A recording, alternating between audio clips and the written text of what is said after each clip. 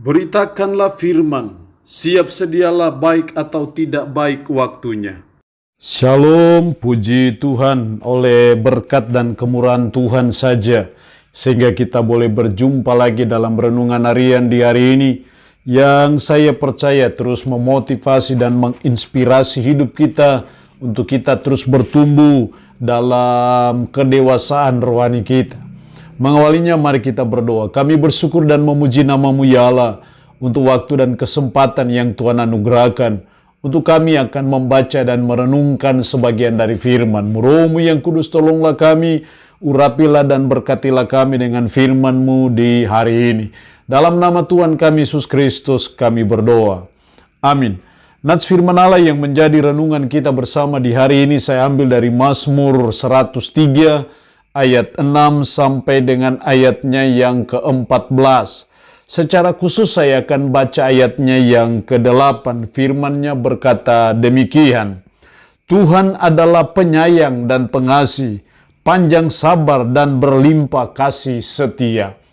Demikian firman-Nya hari ini yang intinya mengajar dan menasihati kita. Tuhan berlimpah kasih setia. Kita sungguh bersyukur dan bangga kalau kita punya Tuhan yang berlimpah kasih setia. Kita sungguh patut bersyukur dan memuji Tuhan, karena Tuhan yang kita puji, Tuhan yang kita sembah, Tuhan yang kita muliakan adalah Tuhan yang berlimpah kasih setianya. Kalau Tuhan itu berlimpah kasih setia, betapa kita bangga punya Tuhan yang seperti itu. Karena bisa dibayangkan bagaimana kalau kita menyembah Tuhan yang kasih setianya terbatas, yang kasih setianya tidak berlimpah. Maka itu pasti akan menimbulkan banyak problema dalam kehidupan kita. Tapi kita patut bangga dan bersyukur bahwa kita memiliki Tuhan yang berlimpah kasih setia. Hal ini jelas sekali dalam ayat 8, Tuhan adalah penyayang dan pengasih, panjang sabar dan berlimpah kasih setia. Kalau Tuhan panjang sabar, kalau Tuhan berlimpah kasih setia, lalu apa yang Tuhan akan buat bagi saudara dan saya? Setidaknya ada 3 hal penting yang perlu kita pelajari di sini. Kalau Tuhan berlimpah kasih setia, maka yang pertama, tidak selama-lamanya Tuhan mendendam. Ayat 9, tidak selalu Ia menuntut, dan tidak untuk selama-lamanya Ia mendendam. Bayangkan kalau kita menyembah Tuhan yang menjadi pendendam, sama seperti kita manusia, maka ketika kita berbuat hal-hal yang salah dan Dia terus mendendam kita, itu berarti bahwa hukuman terus dan hukuman terus akan menimpa hidup kita. Tapi kita bersyukur bahwa Tuhan yang kita puji dan Tuhan yang kita sembah adalah Tuhan yang berlimpah kasih setia. Karena Tuhan berlimpah kasih setia, maka yang pertama, tidak selama-lamanya Tuhan mendendam. Hal yang kedua, kalau Tuhan berlimpah kasih setia, hal yang kedua apa yang Dia akan buat? Ayat 10 dan 12 sampai 12, tidak dilakukannya kepada kita setimpal dengan dosa kita, dan tidak dibalasnya kepada kita setimpal dengan kesalahan kita. Tetapi setinggi langit di atas bumi, demikian besarnya kasih setianya atas orang-orang yang takut akan Dia. Sejauh timur dari barat, demikian dijauhkannya daripada kita pelanggaran kita. Hal yang kedua yang Tuhan buat karena Tuhan berlimpah kasih setia adalah Tuhan tidak menghukum setimpal dengan dosa kita. Tuhan tidak menghukum setimpal dengan dosa kita. Kita banyak pelanggaran, kita banyak berbuat dosa. Dan kalau Tuhan menghukum kita setimpal atau sesuai dengan dosa kita, maka saya percaya kehidupan kita akan kacau balau. Kita akan mengalami masa-masa yang banyak sukar dan sulit dalam hidup ini. Tapi kita bersyukur bahwa kita punya Tuhan yang berlimpah kasih setianya. Kita bersyukur kita punya Tuhan yang penyayang dan pengasih. Makanya Dia tidak menghukum setimpal dengan dosa kita. Kita patut bersyukur kalau kita punya Tuhan yang berlimpah kasih setia. sehingga dia tidak menghukum kita setimpal dengan dosa kita. Tapi tidak berarti bahwa kalau Tuhan tidak menghukum setimpal dengan dosa kita, itu berarti bahwa kita akan hidup semaunya, kita akan hidup seenaknya saja, kita akan berbuat dosa saja.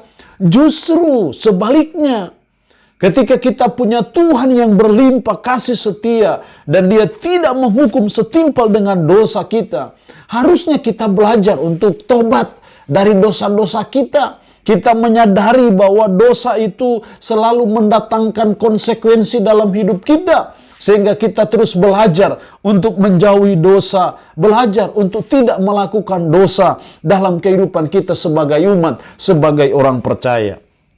Yang ketiga, yang Tuhan buat kalau Tuhan berlimpah kasih setia. Ayat 13 dan 14. Seperti Bapa sayang kepada anak-anaknya, demikian Tuhan sayang kepada orang-orang yang takut akan Dia. Sebab Dia sendiri tahu apa kita. Dia ingat bahwa kita ini debu. Hal yang ketiga yang Tuhan buat karena Tuhan berlimpah kasih setia adalah Dia sayang kepada kita, orang-orang yang takut akan Dia. Seperti Bapa sayang kepada anak-anaknya, demikian Tuhan sayang kepada orang-orang yang takut akan Dia. Itulah Tuhan yang berlimpah kasih setia. Maka yang ketiga yang Dia buat bagi kita adalah Dia sayang kepada kita, orang-orang yang takut akan Dia. Itu berarti bahwa betapa pentingnya sebagai umat, sebagai orang percaya untuk kita menjadi orang yang takut akan Tuhan. Karena Tuhan sayang kepada orang-orang yang takut akan Dia. Karena Tuhan berlimpah kasih setianya, maka Dia sayang kepada kita. Seperti Bapa sayang kepada anak-anaknya, demikian juga Tuhan sayang kepada saudara dan saya. Tetapi Tuhan menuntut syarat dari saudara dan saya.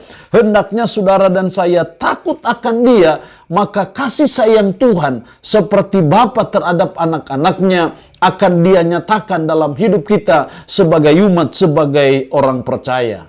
Allah yang punya firman ini memberkati kita dengan firman-Nya hari ini. Amin. Mari kita berdoa. Kami bersyukur dan memuji Tuhan serta bangga karena kami punya Tuhan yang berlimpah kasih setia. Sehingga tidak selama-lamanya Tuhan mendendam. Tidak melakukan setimpal dengan dosa kami. Dan juga sayang kepada kami orang-orang yang takut akan Dia.